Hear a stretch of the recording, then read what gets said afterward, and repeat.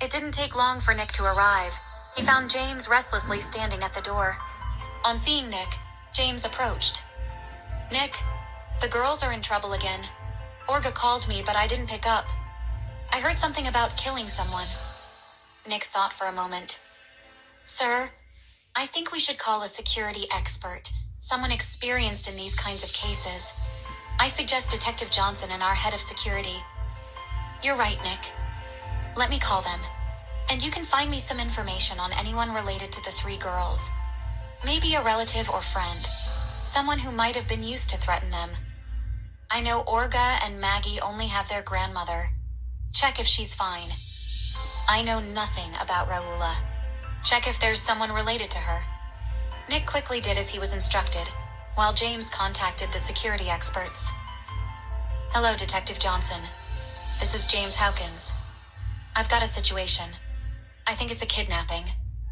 I want to entrust this case to your expertise. Can you reach here as soon as possible?" Detective Johnson didn't hesitate. "Don't worry, James. The security of the citizens is my priority. I'll be right there." James hung up and called Greg, the head of Hawkins Corporation Security. He's a former military man who has accomplished many impossible missions and is reliable when it comes to security. In only 10 minutes, Detective Johnson and the head of Hawkins Security were at the scene. James greeted both of them and provided them with the information he had so they could know where to start. Detective Johnson nodded, acknowledging James's introduction. "Thank you, Mr. Hawkins. Greg and I will do everything in our power to assist you in this matter. Please share with us whatever information you have, no matter how small or insignificant it may seem." James recounted the message he received from Olga's voicemail. Detective Johnson suggested checking the cameras for any useful footage, while Greg inspected the scene for potential clues. It didn't take long for the owner of the apartment to bring the spare key. They opened the apartment and searched, but they couldn't find anything useful. With unease, Greg asked, "James, may I listen to the voicemail myself? I think we're missing something important." James handed his phone to Greg. After replaying it several times, Greg heard something unusual. When Olga was talking, Maggie called her, and there was a small voice behind it, sounding like Raula. She was talking to someone on the phone, mentioning the word junction. "I think I've got something," Greg said. "What is it, Greg?" James asked, his heart pounding with anticipation. Greg explained. When Olga was leaving the voicemail, there was another voice in the background, possibly Raula's, mentioning the word junction. It could be a clue to where they were taken. Detective Johnson nodded. "That's a lead, but I believe it's not a place they might have taken them, because they could never tell the girls where they were taking them. I suppose it may be the place where they had to meet them. I have checked the security cameras. They show the three girls going alone and nothing seems suspicious. But the road they took had no cameras." Greg, analyzing the information, discovered something. "I think that is why they didn't come to pick them up. They told the girls to come to a place without a camera where no one would find them." He looked at Johnson. "Johnson, you're a detective. You know these roads better than me. Do we have a junction on this road that the girls took?" Johnson nodded in agreement, pointing at the place where the girls were last seen. "Yeah, there's a junction around 5 to 10 minutes from here." Remembering something, he added, "We need to go there. Though there are no cameras on the road, there's an older building beside the road that has cameras, and we can see what happened. If that's not the same junction that was mentioned in the voicemail, at least we can see where they headed." James felt a mix of relief and worry. Relief that they had a lead, but worry for the safety of the girls. He quickly joined Detective Johnson and Greg at the junction. Reaching the junction on Elm Street, they went directly to the building.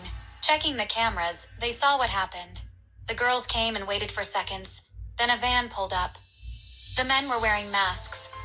Greg commented, "We can't know their identity because of the masks." Gazing at Detective Johnson, he asked, "Johnson, can you zoom in on the plate number of the van?" Johnson responded with enthusiasm, "I'm on it." James, who was observing, noticed something. "Gentlemen, look at this." After dropping their phones in the water, they left them on the ground. "One of these phones is the one that was called by the kidnappers. We can get the number that they have used." Greg rushed out to get those phones. Coming back, he sighed. "They are dead, but I think a technician can retrieve the data. Probably in the morning." Johnson joined them with the newfound information. James asked first, "Did you find the van's owner?" "Yeah, it belongs to a car rental agency named the Venus Car Rental. We will have to wait until morning and confront them about the person who rented this van." Detective Johnson saw that they had to wait until morning and told the others, "We will go home for now. See you in the morning." James was against the idea. "No, Johnson, it might be too late." Greg also admitted, "James is right, Detective. We can't just leave." "But don't the police have their own technicians?" "I understand it's in the middle of the night, but this is important. We need those phones working as soon as possible." Detective Johnson nodded, understanding the urgency of the situation. "You're right. I'll contact the department and see if we can get a tech team out here immediately to retrieve the data from those phones." While they waited for the tech team to arrive, James, Nick, Detective Johnson, and Greg decided to brainstorm potential motives behind the kidnapping. They speculated about possible connections the girls might have had with anyone who would resort to such drastic measures. Nick suggested, "What if this has something to do with that case before? Maybe someone didn't take it well and saw this as an opportunity for revenge." Johnson nodded thoughtfully. "It's a possibility. We'll need to look into those boys' families' recent work interactions and see if there's anyone who might fit that profile." Meanwhile, Detective Johnson contacted his team and arranged for a tech team to come immediately. He also requested backup from the police department to assist in the investigation once more resources became available. As they waited for the tech team to arrive, James couldn't shake off the feeling of dread gnawing at him. He paced back and forth, his mind racing with various scenarios of what might be happening to the girls at that very moment. Finally, after what seemed like an eternity, the tech team arrived. They quickly got to work on retrieving the data from the damaged phones, while the others watched anxiously. After what felt like hours of painstaking work, the tech team finally managed to recover the data from one of the phones. They extracted the call logs and found the number that had called Raula so many times. Detective Johnson wasted no time. He immediately traced the number back to its owner, which led them to a known criminal organization operating in the area. It was a breakthrough in the case, providing them with a solid lead to pursue.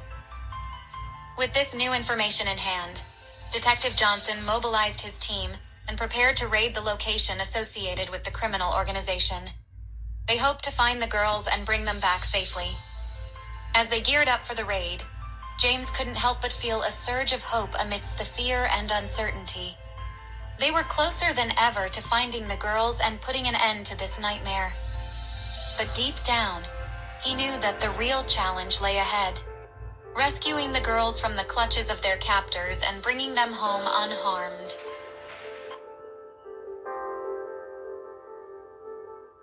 As they prepared for the raid, James couldn't help but feel a surge of hope amidst the fear and uncertainty.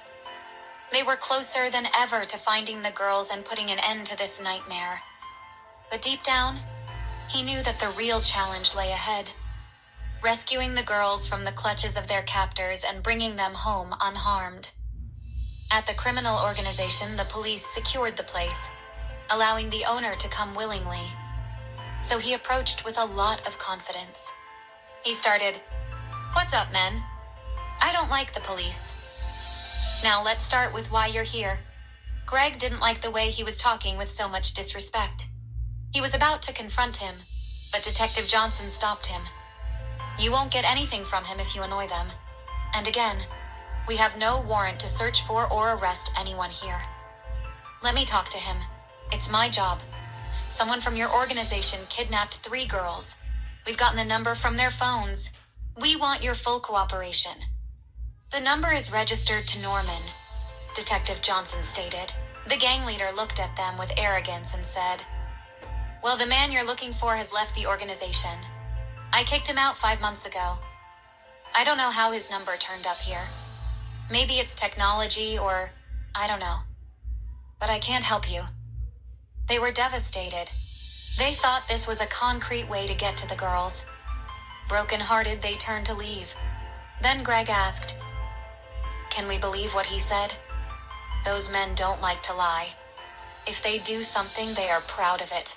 They will accept it and tell you why they did it. And they didn't have any reason to kidnap the girls," Detective Johnson replied. "I think we should wait until morning to make sure why we got the wrong address. And the car rental will give us the name, contact information, and even the ID number of the person who rented the van," James suggested. James couldn't shake off the thought of the girls spending the night in the arms of those men. The night dragged on for the girls, each moment feeling longer than the last. Their minds raced with fear and uncertainty as they huddled together for warmth on the cold, hard floor of the empty room. Olga's words echoed in the darkness, her voice trembling with exhaustion and fear.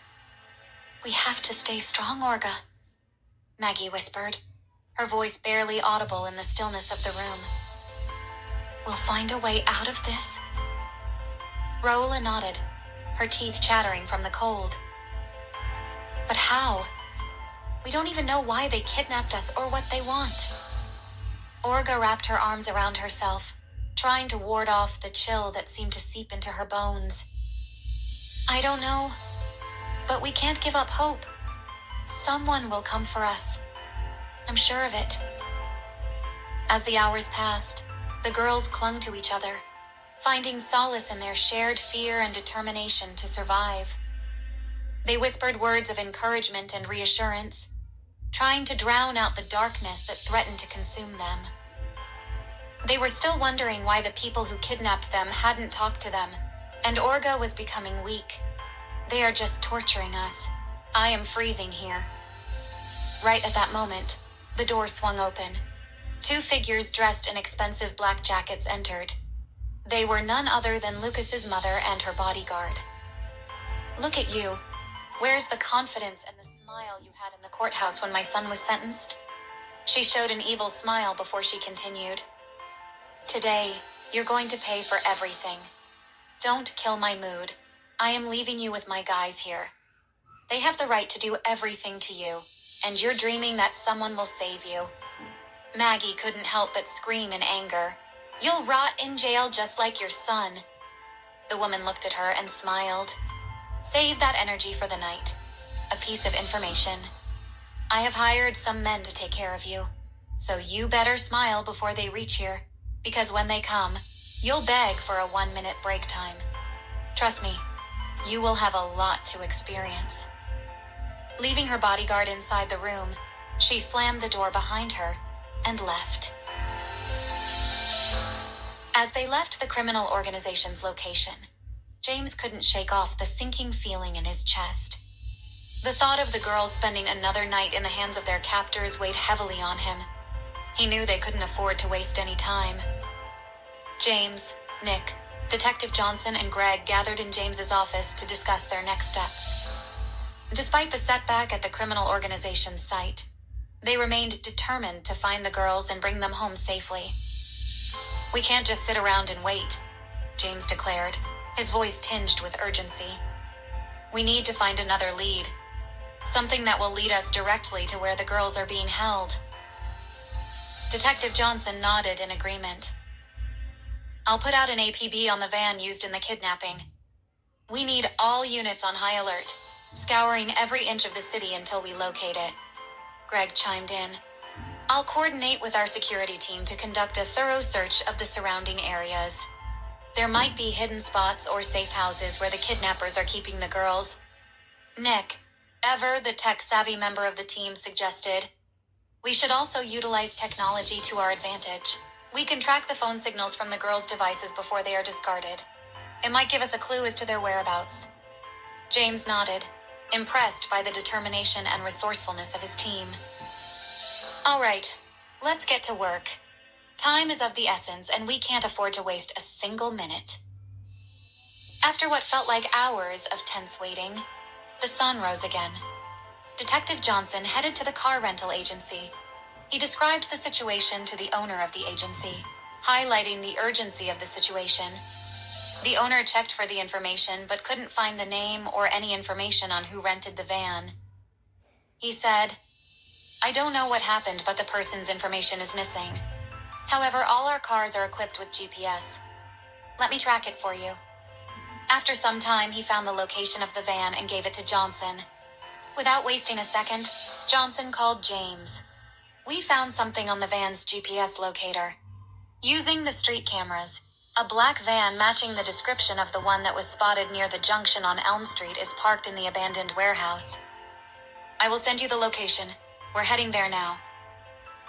James, Greg, and Nick rushed to meet Johnson at the agreed address. As they arrived, they spotted a black van parked on a side street. Without wasting a moment, they approached cautiously, ready for anything. Greg signaled to James and Detective Johnson, "I'll check the van. You two stay here and be ready for anything." With practiced precision, Greg approached the van, his senses on high alert. He carefully inspected the vehicle, looking for any signs of the girls or their captors. After a thorough search, Greg signaled to James and Detective Johnson, "The van is empty, but I found something." He held up a piece of fabric, torn from Rola's coat. James's heart sank at the sight of the torn fabric. He clenched his fists, determination coursing through him. "We need to find them now." Detective Johnson nodded grimly. "Agreed. Let's expand our search radius and gather more resources if needed. We won't rest until we bring those girls home safely." With renewed determination, they continued their search, scouring every corner of the city, hoping for any sign of the missing girls. They knew time was of the essence, and failure was not an option. They were closer than ever.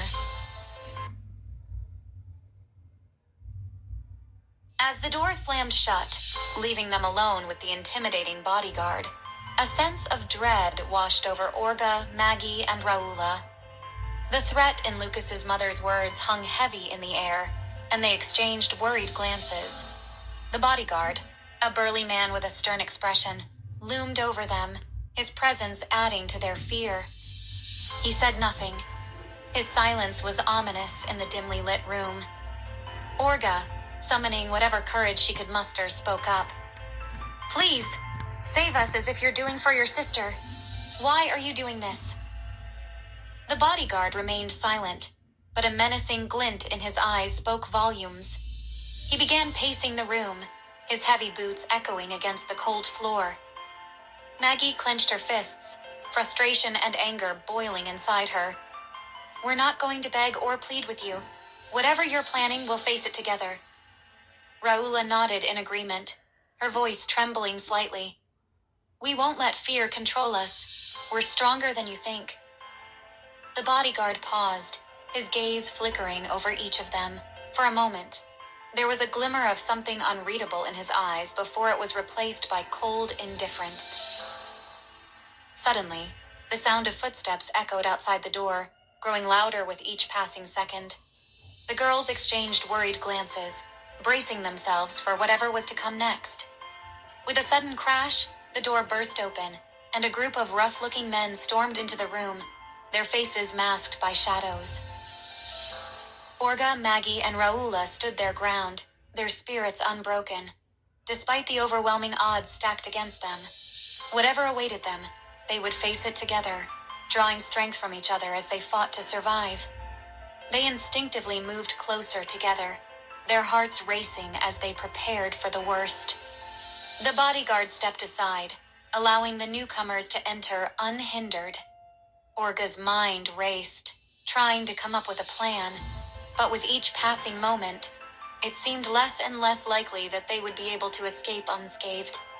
One of the masked men stepped forward, his eyes gleaming with malice. Well, well, well, what do we have here?" he sneered, his voice dripping with contempt. "It looks like we stumbled upon some unwanted guests."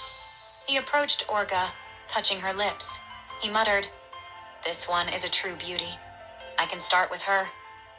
He brought his hands up, trying to touch her bust, but Olga took out the pepper spray she had hidden in her jacket and sprayed it into his eyes.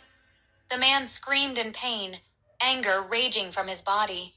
He slapped Orga while screaming, "You're going to pay for what you've done, bitch!" Standing up, he told his fellow gangsters, "Wait for me. I will be back in a few minutes," then went out.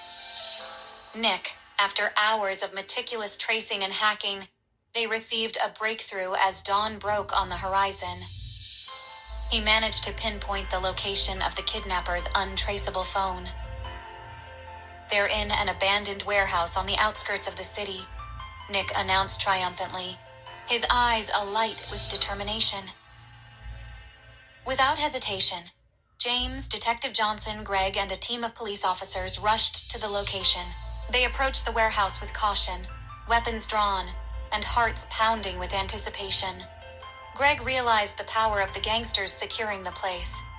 "I can see movement inside. It's them. I'm sure of it. Be careful. We have to surprise those men. They are armed. Something might happen, and we need the girls safe." As they approached the warehouse, James signaled for the team to spread out, taking strategic positions around the perimeter. Detective Johnson nodded, signaling to his officers to be ready for anything. With a silent countdown, they moved in synchrony, closing in on the warehouse with precision. Greg kept a watchful eye, relaying information to the team about any suspicious movements inside. As they reached the entrance, James motioned for everyone to hold their positions. They could hear muffled voices and footsteps coming from within, indicating that the kidnappers were still inside. Taking a deep breath, James gave the signal to move in. With a swift kick, the door burst open, and the team stormed into the warehouse, weapons drawn. Chaos erupted as the kidnappers were caught off guard, scrambling to react to the sudden intrusion. Shots rang out, but the team was prepared, swiftly disarming and subduing the criminals. In the chaos, Orga, Maggie, and Raula were found bound and gagged in a corner of the warehouse. With a sense of relief, James and the others rushed to untie them, ensuring they were unharmed. "James!" Orga cried out, relief flooding her voice as she caught sight of him. "You found us! You really came!" James wasted no time. He rushed to her side, quickly untying her restraints and enveloping her in a tight embrace. "You're safe now," he whispered, his voice choked with emotion. "You're safe." His heart felt unconditional love and peace to see his love safe and sound. Orga, feeling the embrace of James, complained, "My love, I am cold." James immediately removed his jacket and draped it over Orga's shoulders, offering her warmth and comfort. "I'm sorry, my love," he said softly, concern evident in his eyes. "We'll get you out of here and somewhere safe and warm." Detective Johnson approached them, his expression filled with relief.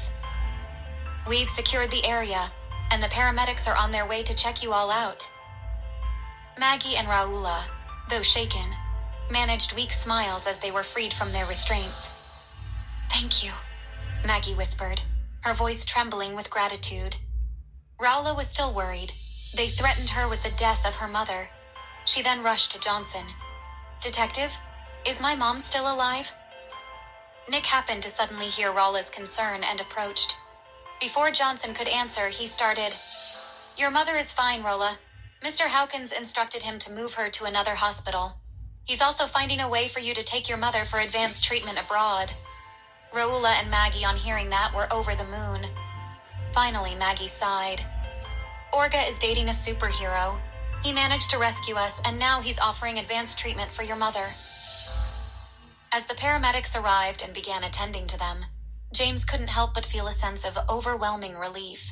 Despite the harrowing ordeal, they had finally succeeded in rescuing the girls. Detective Johnson and the police officers secured the area, apprehending the kidnappers and ensuring that no harm would come to the girls ever again. As they emerged from the warehouse, bathed in the light of the rising sun, James couldn't help but feel an overwhelming sense of gratitude. Gratitude for his team, for their determination and dedication, and gratitude for the girls for their resilience and strength in the face of adversity. Together, they walked away from the warehouse, leaving behind the darkness and fear of the night. And as they stepped into the dawn of a new day, James, holding Orga's hand, knew that no matter what challenges lay ahead, they would face them together, in love and unity. Detective Johnson and the police officers secured the area, apprehending the kidnappers and ensuring that no harm would come to the girls ever again. As they emerged from the warehouse, bathed in the light of the rising sun, James couldn't help but feel an overwhelming sense of gratitude. Gratitude for his team, for their unwavering determination and dedication. And gratitude for the girls for their resilience and strength in the face of adversity. Together, they walked away from the warehouse, leaving behind the darkness and fear of the night. And as they stepped into the dawn of a new day, James knew that no matter what challenges lay ahead, they would face them together as a family.